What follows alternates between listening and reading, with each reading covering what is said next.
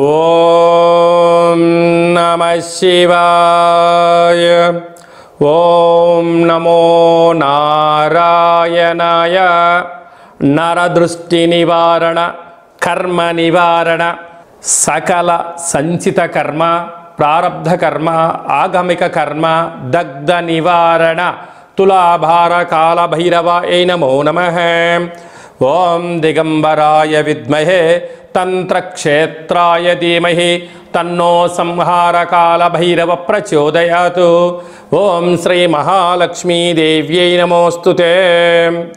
ఓం గణానాం త్వా గణపతిగుం అవామహే కవిం కవీనాపవస్త్రవస్తవం జ్యేష్ఠరాజం బ్రహ్మణస్వత ఆన శృణ్వన్నోతిభిస్సీదసాదనగుం శ్రీ మహాగణాధిపతయే నమః. హరి ఓం. 1వ తారీఖు 9వ నెల 2024 నుండి 15/9/2024 వరకు పుట్టినటువంటి వారందరూ కూడా ముందస్తుగా జన్మదిన శుభాకాంక్షలు. గతంలో వివాహం అయినటువంటి వారికి వివాహ వార్షికోత్సవ శుభాకాంక్షలు. 1/9 నుండి 15/9 వరకు ద్వాదశ రాశుల్లో గ్రహ గమనాల్ని ఒకసారి వీక్షింపచేద్దాం. వృషభ రాశిలో దేవగురు బృహస్పతి శత్రుస్థానంలో సంచార స్థితి. మిథున రాశిలో కుజ భగవానుడు, కర్కాటక రాశిలో బుధ భగవానుడు, సింహరాశిలో ఏడాది తర్వాత రవి భగవానుడు, కన్యరాశిలో శుక్రుడు మరియు కేతు సంచార స్థితి, కుంభరాశిలో శని భగవానుడు వక్రగమన సంచార స్థితి, మీనరాశిలో రాహు భగవానుడు సంచార స్థితితో ద్వాదశ రాశుల్లో గ్రహ గమనాలు ఈ విధంగా ఉన్నాయి. అందరికీ ముందస్తుగా వినాయక చవితి పండగ శుభాకాంక్షలు. వినాయకుడు అనగానే అవిఘ్నములను తొలగించి ఐశ్వర్యాన్ని ప్రసాదించేటువంటి భగవంతుడు కనుక ఆది పూజ్య మహాగణాధిపతి. అంటే ఏ పూజను మనం ప్రారంభించాలనుకున్నా పసుపుతో చేసిన గణపతి స్వామికి మనం పూజ చేసుకుంటూ ఉంటాం. భాద్రపద మాస శుద్ధ చవితి వినాయక జయంతి సందర్భంగా గణపతి స్వామి యొక్క ఆశీస్సులు మనందరిపైన ఉండాలని కోరుకుంటూ, కైలాసనాథుడి యొక్క సుపుత్రుడి యొక్క ఆశీస్సులు మనందరిపైనను చూపిస్తూ, ఎవరికి ఎలాంటి కష్టాలు లేకుండా అందరికీ విద్య, విజ్ఞానము, ఉద్యోగము, వివాహము, సంతానము, రాజయోగము, రాజభాగ్యము, రాజభోగము, ఆనందయోగము, ఎవరికి ఏవేవి కావాలో అన్ని ప్రసాదించే శక్తి ఆ విఘ్నేశ్వర స్వామి వారికి ఉంది కనుక అందరిపైనను గణపతి స్వామికి ఆశీస్సులను కోరుకుందాం. దయచేసి వినాయక చవితి రోజు సాయం సంధ్యాకాల సమయంలో ఎవరు దయచేసి ఆకాశంలో ఉండబడినటువంటి చంద్ర భగవానుని ఎవరూ దర్శించవద్దు. కారణం ఏమిటనగా మన కృష్ణ పరమాత్ముడు పాలలో గ్లాసులో చంద్ర భగవాను యొక్క దర్శనమైనందుకు ఆ సంవత్సరాంతము అనేక రకాలుగా చెయ్యనటువంటి నిందలను పడి అనేక రకాలుగా ఇబ్బందులకు గురయ్యాడు అని చెప్పి మనకు అనేక రకాల పురాణాలు చెప్తూ ఉన్నాయి. కనుక దయచేసి మనం ఎవరము కూడా చూడకుండా ఉండే ప్రయత్నం చేయండి. పరిస్థితుల ప్రభావం చేతనో ఏదో పరిస్థితుల ప్రభావం చూసినట్లయితే దగ్గరగా ఉండబడినటువంటి గణేశ స్వామివారి యొక్క మండపం దగ్గరికి వెళ్ళి అక్షంతలు వేసుకొని స్వామివారికి మనసారా దండం పెట్టుకోగలిగినట్లయితే ఆ యొక్క చంద్ర దర్శన దోషం తొలగిపోతుందని చెప్పి గమనించగలగాలి. వీలైనంత వరకు కలుషితము కానటువంటి అంటే రసాయనిక రంగులతో తయారు చేసినటువంటి వినాయకుడిని కాకుండా ఆర్గానిక్ సహజ సిద్ధమైన రంగులను ఏర్పాటు చేసినటువంటి గణపతి స్వామిని పూజించుకుందాం.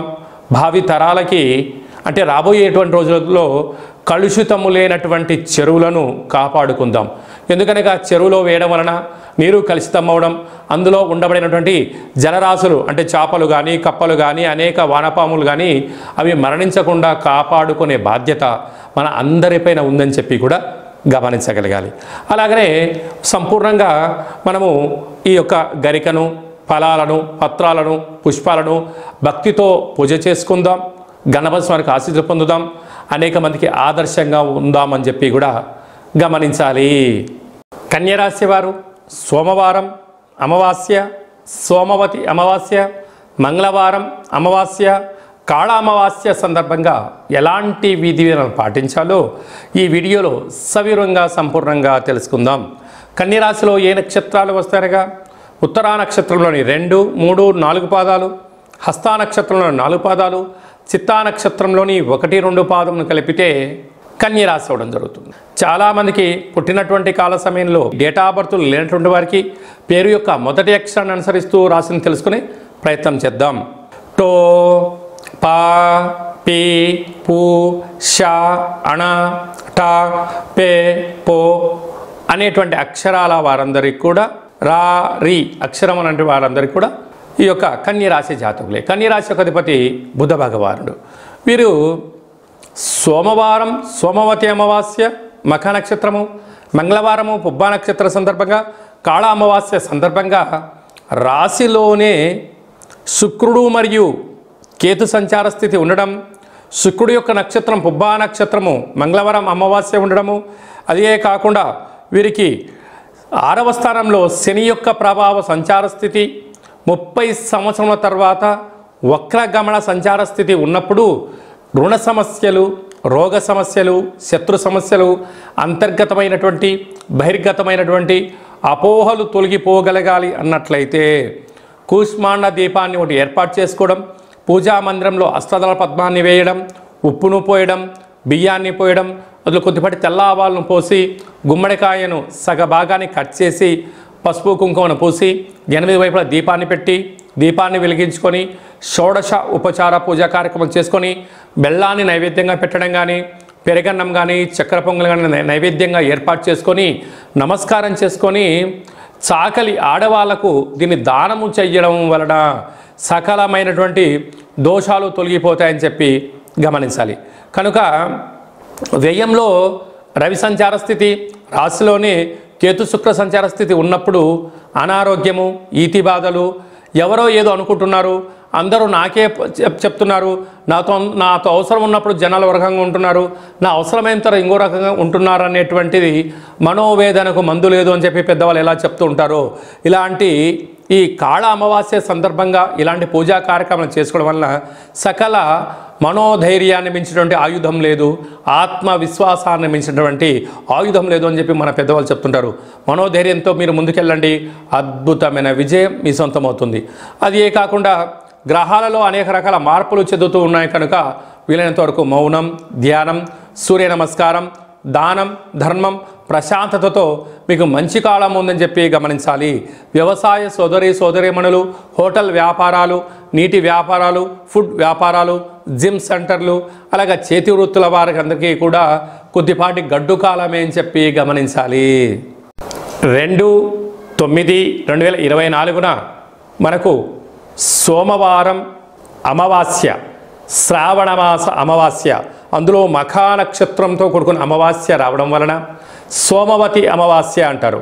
ఆ అమావాస్య సోమవారం అంతా సంపూర్ణంగా ఉంటూ 3వ తారీఖు ఉదయం 9 గంటల వరకు కూడా ఉంది కనుకనే మనకు మంగళవారం కూడా అమావాస్యగా పరిగణించగలగాలి. కనుక శ్రావణమాస అమావాస్య సందర్భంగా కాళ అమావాస్యగా మనము గమనించగలగాలి. వీలైనంత వరకు ఇంటిలో శుద్ధి పెట్టుకోవడం, మన జన్మ నక్షత్రం, మన జన్మతిథి, జన్మరోజు ఆ రోజు వచ్చినట్లయితే వీలైనంత వరకు నీటిలో ప్రయాణం చేయకపోవడం, వాయు ప్రయాణాలు చేయకపోవడం, విశేషమైన గొడవలకు దూరంగా ఉండడం, మౌనంగా ఉండే ప్రయత్నం చేయగలిగినట్లయితే మనకు దుష్టగ్రహాల యొక్క దోషం తగ్గుతుందని చెప్పి గమనించగలగాలి. వీలైతే కాలాన్ని శాసింపజేసే శక్తి కాళభైరవ స్వామి వారికి ఉంటుంది కనుక మనమందరము కూడా కాళభైరవ స్వామి యొక్క స్మరణ, ధ్యానము, కూష్మాండ దీపము, కాళభైరవ స్వామికి సౌభాగ్య ముడుపు కట్టుకొని హోమ కార్యక్రమంలో పాల్గొన్నట్లయితే మనకు అమావాస్య ఛాయలు, సోమవతి అమావాస్య ఛాయలు దోషం తొలగిపోతుందని చెప్పి కూడా గమనించగలగాలి. వీలైతే మీరు ఇంట్లో చేసుకోండి, కుదరకపోతే ఈ కింది నెంబరు సంప్రదించినట్లయితే మన యొక్క దేవాలయంలో అమావాస్యకు విశేషమైనటువంటి కాళభైరవ కాళ అమావాస్యకు సంబంధించినటువంటి హోమ కార్యక్రమాలు జరుగుతాయి కనుక మీకు వాట్సాప్ కాల్ ద్వారా ప్రత్యక్ష ప్రసారాన్ని కూడా చూపించడం జరుగుతుందని చెప్పి గమనించగలగాలి. అలాగనే మనకు 7వ తారీఖున వినాయక చవితి పండగ కనుక మనమందరము కూడా ఆది పూజ్య మహాగణపతి స్వామి వారి యొక్క పూజా కార్యక్రమాలని యథాశక్తిగా మనకు ఎంత శక్తి కలిగితే అంత శక్తిగా స్వామివారిని పూజ చేసుకుందాం. కలుషితం లేనటువంటి, రంగులు లేనటువంటి, రసాయనం లేనటువంటి వినాయక స్వామిని పూజిద్దాం. స్వామివారికి అటుకులు, బెల్లము, ఉండ్రాళ్ళు, లడ్డూ నైవేద్యాన్ని ఏర్పాటు చేసుకుందాం. స్వామివారి యొక్క ఆశీస్సుల కోసం మనం అన్ని విధాల మానవ ప్రయత్నం చేద్దాం. దయచేసి చంద్ర భగవానుణ్ణి దర్శించవద్దు అని చెప్పి మీరు గుర్తుపెట్టుకోలేదు. అలా విధి లేని పరిస్థితిలో దర్శించినట్లయితే ఈ కింది నెంబర్ సంప్రదించి మీ గోత్రనామాలు పంపించినట్లయితే ఆ యొక్క దోష నివారణకు మన యొక్క దేవాలయంలో ప్రత్యేకంగా పూజ చేయించి మీకు గరిక, అక్షంతలు, కంకణాన్ని పంపించడం జరుగుతుంది. కనుక దయచేసి 100కు 100% ఎవరు చూడవద్దు. తెలియని పరిస్థితిలో చూసినట్లయితే ఈ కింద నెంబర్ సంప్రదించండి. మీకు మంచి సలహా సూచన ఇచ్చి అష్ట కష్టాలకు మనము కేంద్ర బిందువు కాకుండా అష్ట ఐశ్వర్యం స్వాగతం పలకడానికి ఏమేం కావాలో సలహాలు సూచనలు ఇవ్వడం జరుగుతుందని చెప్పి గమనించాలి. అలాగనే మనకు 11వ తారీఖు భాద్రపద మాస శుద్ధ అష్టమి బుధవారము, జ్యేష్ఠ నక్షత్ర సందర్భము. ఇది చాలా ఒక 18 సంవత్సరాలకు ఒకసారిగా వచ్చేటువంటి బుధవారము, జ్యేష్ఠ నక్షత్రము, అందులో అష్టమి తిథి రావడము. అంటే వినాయకుడికి ఇష్టమైన రోజు బుధవారము, బుధుడి యొక్క నక్షత్రము జ్యేష్ఠ నక్షత్రము, అందులో అష్టమి తిథి రావడం అనేది చాలా అరుదుగా వస్తుంటుంది. కనుక మనం అందరము కూడా తంత్ర వరసిద్ధి మహాగణపతి స్వామి యొక్క పూజ చేసుకున్నట్లయితే వీలైతే ఈ మంత్రాన్ని స్మరణ చేసి ఏదైతే మనం కోరుకుంటామో దాన్ని విజయం సాధించడం జరుగుతుందని చెప్పి గమనించగలగాలి. మంత్రాన్ని చెప్తాను, ఒకసారి నోట్ చేసుకోండి. ఓం శ్రీం హ్రీం క్లీం గ్లౌం గం గణపతయే వరవరద సర్వ కార్యం. అంటే మనం ఏదైతే కార్యం అనుకుంటున్నామో ఆ కార్యం పేరు అనుకొని వశమానయ స్వాహ అనేటువంటి మంత్రాన్ని ఒక 27 సార్లు తగ్గకుండా రోజుకు ఒక 108 సార్లు ఈ మంత్రాన్ని ఉచ్చరింప చేయగలిగినట్లయితే మనకు కష్టాలన్నీ తొలగిపోయి ఐశ్వర్యానికి స్వాగతం పలుకుతూ ఆ పని మనకు అనుకూలించేటువంటి విధంగా తంత్ర తాంత్రిక వర కాల విఘ్నేశ్వర స్వామి యొక్క ఆశీస్సులు మనపైన ఉంటాయని చెప్పి కూడా గమనించాలి. ఈ విధంగా మనమందరము కాళభైరవ స్వామి యొక్క ఆశీస్సులు పొందుతాం. విఘ్నేశ్వర స్వామి యొక్క ఆశీస్సులు పొందే మానవ ప్రయత్నం చేద్దాం. ఇంకను ఈ యొక్క భాద్రపద మాసంలో మనం విజయం సాధించగలగాలి అన్నట్లయితే ఒక్కసారి ఈ పాత్రను చూసినట్లయితే ఈ యొక్క పాత్ర కంచు పాత్ర, కాళభైరవ స్వామికి అక్షయ పాత్ర అని చెప్పి గమనించగలగాలి. ఈ యొక్క అక్షయ పాత్రను మనం ఎలా సద్వినియోగపరచుకోవాలో ఒకసారి చూద్దాం. ఇలా ఒకసారి శబ్దం చేసినట్లయితే ఈ పాత్రలోంచి ఓంకార శబ్దం రావడం జరుగుతుంది.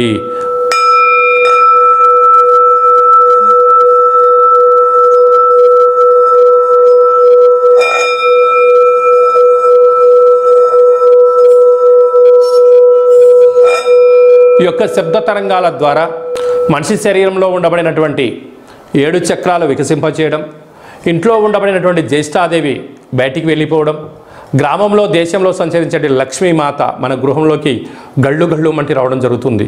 ఈ యొక్క అక్షయపాత్ర, కాళభైరవ స్వామి యొక్క పిరమిడు, డాలరు, కంకణము, కాళభైరవ హోమము, 27 రకాల వస్తువులతో దిష్టి తీయించి మీకు పంపించడం జరుగుతుంది. ఒక్కొక్క నెలలో ఒక్కొక్క కాళభైరవ స్వామి వారు ఉంటారు. ఆ కాళభైరవ స్వామికి ఆశీస్సుల కోసం ప్రతి నెల మీ యొక్క గోత్రనామంతో ఇక్కడ పూజ చేయడం జరుగుతుంటుంది. కనుక మనమందరము కూడా అక్షయ పాత్రను సొంతం చేసుకుందాం, ఐశ్వర్యానికి స్వాగతం పలుకుదాం. అలాగనే మీ వ్యక్తిగత జాతకం తెలుసుకోవాలనుకుంటున్నారా? మీ పేరు, పుట్టినటువంటి తారీఖు, నెల, సంవత్సరం, సమయం రాసి మీరు వాట్సాప్ పంపించగలిగినట్లయితే సంపూర్ణంగా 100 సంవత్సరాల జాతకాన్ని వ్రాసి పంపించి మీరు పుట్టినప్పుడు గ్రహ గమనాలు ఎలా ఉన్నాయి, ప్రస్తుతం ఎలా ఉంటున్నాయి, రాబోయే కాలంలో ఎలా ఉండబోతున్నాయో సవివరంగా సంపూర్ణంగా తెలియజేయడం జరుగుతుంది. అలాగనే చాలామందికి పుట్టినటువంటి కాల సమయంలో డేటా బర్త్లు లేనటువంటి కారణం వలన మీ పేరు యొక్క మొదటి అక్షరాన్ని అనుసరిస్తూ రాశిని తెలియచేస్తూ గ్రహ గమనాలను ఎలా ఉన్నాయని తెలియచేస్తూ రమణ శాస్త్రం ద్వారా అనగా గవళ ద్వారా కాళభైరవ ఉపాసన చేత భూత భవిష్యత్ వర్తమానాన్ని తెలియజేయడం జరుగుతుందని చెప్పి గమనించగలగాలి. కనుక ఆసక్తి గల వారందరం కూడా వ్యక్తిగత జాతకాన్ని తెలుసుకుందాం, జాతకంలో ఉండబడిన అడ్డంకులను తొలగించుకుందాం, ఐశ్వర్యానికి స్వాగతం పలిగేటువంటి అద్భుతమైన కాళభైరవ స్వామి ఆశీస్సులు పొందుదాం. కనుక వ్యక్తిగత జాతకం తెలుసుకోవాలి అనుకుంటున్న వారందరూ కూడా ఈ కింది నెంబర్ని ఆన్లైన్ ద్వారా కానీ ఆఫ్లైన్ ద్వారా కానీ వాట్సాప్ ద్వారా కానీ సంప్రదించి అపాయింట్మెంట్ తీసుకొని సంప్రదించగలరు. మీ యొక్క జాతకాన్ని సవివరంగా సంపూర్ణంగా తెలియచేస్తూ మన యొక్క దేవాలయంలో కాళభైరవ హోమం జరిగినప్పుడు జాతకం చెప్పించుకుంటున్న ప్రతి అందరికీ కూడా ఒక వీడియో కాల్ ద్వారా కాళభైరవ స్వామికి చూపించి ఆశీస్సులు కోసం ప్రయత్నం చేయడం జరుగుతుందని చెప్పి కూడా గమనించగలగాలి. ఇంకనూ విశిష్టత ఏమిటనగా వినాయక చవితి అనగానే అనేక మండపాలలో అలంకరణ మండపాలు ఏర్పాటు చేసే విధానము వైవిధ్యభరితంగా ఉండడం జరుగుతుంటుంది. అలాగా గణపతి లడ్డు అనేక మందికి రావాలి, అదృష్టం కావాలి అని అనుకుంటూ ఉంటారు చాలామంది కూడా. అలాంటి వారందరూ కూడా గతంలో లడ్డు కొన్న వారందరూ కూడా మన యొక్క దేవాలయంలో మీ పేరు నమోదు చేసుకున్నట్లయితే మీ యొక్క అంటే మన గ్రామము, మన పేరు, మన మండపము, ఏ సంవత్సరం లడ్డు కొన్నాము అనేటువంటిది మీరు వివరాలు పంపించగలిగినట్లయితే గణపతి లడ్డు అనేటువంటి ఒక సర్వే మహోత్సవ కార్యక్రమం చేస్తూ ఉన్నాం. ఈ సంవత్సరం ఎవరైతే లడ్డు కొన్నారో వారందరికీ ఒక వేదికను ఏర్పాటు చేయడం జరుగుతూ ఉంటుంది. అనేక దేశాలలో కూడా లడ్డు వేలంపాట జరుగుతూ ఉంటుంది. అలాంటి వాళ్ళందరినీ ఒక ప్లాట్ఫామ్కి తీసుకొచ్చి ఒక ముఖాముఖి హిందూ ఆధ్యాత్మిక సమ్మేళన కార్యక్రమాన్ని చేయడం జరుగుతుంది. కనుక గత సంవత్సరంలో అంటే గత 20 సంవత్సరాలుగా మీరు ఎక్కడ లడ్డు కొన్నా ఆ సంవత్సరము మీ పేరు గోత్రనామాలు రాసి మాకు వాట్సాప్ పంపించగలిగినట్లయితే ఆ సంవత్సరం లడ్డు కొన్నటువంటి వాళ్ళందరినీ కూడా ఒక వేదికపైకి తీసుకొచ్చి హిందూ ఆధ్యాత్మిక లడ్డు మహోత్సవ సమ్మేళనాన్ని ఏర్పాటు చేస్తున్నాం. కనుక గణేష మండపాల వారు గతంలో లడ్డు కొన్నవారు ఈ కిందను సంప్రదించి మీరు మీ పేరు నమోదు చేసుకోగలిగినట్లయితే మీరు గతంలో లడ్డు కొన్నా ఇప్పుడు లడ్డు కొన్నా ప్రపంచానికి మిమ్మల్ని పరిచయం చేయడమే అంటే ఆన్లైన్లో ఆఫ్లైన్లో మన హిందూ ధర్మాన్ని యొక్క వేదికను బలోపేతం చేస్తూ చెయ్యి కలుపుకొని ముందుకు తీసుకెళ్లే ఒక ప్రయత్నం చేయడం జరుగుతుంది. కనుక మీరందరూ కూడా గణపతి స్వామివారి యొక్క మండపం యొక్క వివరాలు లడ్డు కొన్న వివరాలను ఈ కింది నెంబర్ని సంప్రదించగలిగినట్లయితే మనమందరము కూడా మిమ్మల్ని అందరి ఆన్లైన్లో 49 విఘ్నేశ్వర లడ్డుకు సంబంధించిన సర్వే కార్యక్రమాలు జరుగుతూ ఉన్నాయి. మనమందరం సర్వేలో పాల్గొందాం. లడ్డు కొన్న వారందరినీ ఒకే చోట చేరుద్దాం. వారి యొక్క సలహాలు సూచనలు తీసుకుందాం. రాబోయే కాలంలో మనందరం కూడా లడ్డు కొని గణపతి స్వామికి ఆశీస్సులు పొందుదాం. అలాగనే మీ అబ్బాయి కానీ అమ్మాయి కానీ ఎంత ప్రయత్నం చేసినా వివాహం అవ్వడం లేదా? మీ అబ్బాయి యొక్క పుట్టినటువంటి కాల సమయంలో గ్రహ గమనాల్లో ఎలాంటి యోగాలు ఉన్నాయి, ఎలాంటి దోషాలు ఉన్నాయో తెలుసుకొని ప్రయత్నం చేసినట్లయితే మంచి సంబంధాలు రావడం జరుగుతుంటుంది. వచ్చేటి వధువు కానీ వరుడు కానీ జాతకంలో గ్రహమైత్రి, జంతుకూటమి, గ్రహకూటమి ఎలా ఉంటుంది, వారికి వివాహ తదనంతరం ఎలాంటి యోగాలు ఉన్నాయి, ఎలాంటి పరిస్థితులు ఉంటున్నాయి కూడా మీకు సవివరంగా తెలియజేయడం జరుగుతుంది. కనుక మనమందరం కూడా జాతకాన్ని తెలుసుకుందాం. కష్టాల కడలకి ఫుల్ స్టాప్ చెప్దాం. ఐశ్వర్యానికి స్వాగతం పలుకుదాం. ఆ కాళభైరవ స్వామి యొక్క ఆశీస్సులు విఘ్నేశ్వర స్వామి యొక్క ఆశీస్సులు పొందుదామని చెప్పి మనవి అందరికీ ఆశీర్వచనం. ఓం శతమానం భవతి శతాయు పురుష సతేంద్రియ ఆయుష్యేవేంద్రియే ప్రతిష్టతి ధనం ధాన్యం బహుపుత్రలాభం శత సంవత్సరం దీర్ఘమాయు సర్వే జనా సుఖినో భవంతు లోకా సమస్తా సుఖినో భవంతు సర్వం విఘ్నేశ్వరార్పణమస్తు. ఈ వీడియో మీకు నచ్చినట్టయితే లైక్ చేయండి, షేర్ చేయండి, మా ఛానల్ని సబ్స్క్రైబ్ చేసుకోండి. అందరికన్నా ముందుగా మీ వ్యక్తిగత జాతకం మీరు తెలుసుకోవాలనుకుంటున్నారా? అందరికన్నా ముందు మీరు మంచి రోజులు ఎలాంటి విధులు పాటించాలో తెలుసుకోవాలనుకుంటున్నట్టయితే మా యొక్క ఛానల్ని సబ్స్క్రైబ్ చేసుకున్న తర్వాత గంట సింబల్ ప్రెస్ చేయండి. ఆల్ అనే బటన్ కూడా తెలియచేయండి. ఆధ్యాత్మికమైన ఈ యొక్క కార్యక్రమాన్ని భగవద్బంధువులకు, మిత్రులకు, స్నేహితులకు మీ క్షేమాన్ని ఎవరైతే కోరుకుంటున్నారో, మీరు ఎవరి క్షేమాన్ని కోరుకుంటున్నారో వారికి ఈ వీడియోను ఫార్వర్డ్ చేసి భగవంతుడి యొక్క ఆశీస్సులు పొందగలరు.